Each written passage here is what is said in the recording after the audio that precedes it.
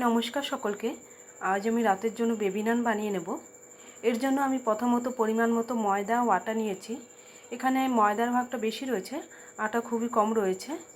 এবার বিট নুন ও চিনি ও সাদা তেল দিয়ে ভালোভাবে মাখিয়ে নেব।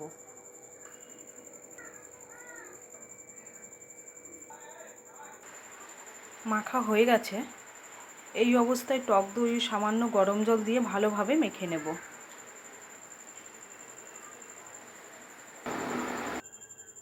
একদম ভালোভাবে মেখে নিয়েছি।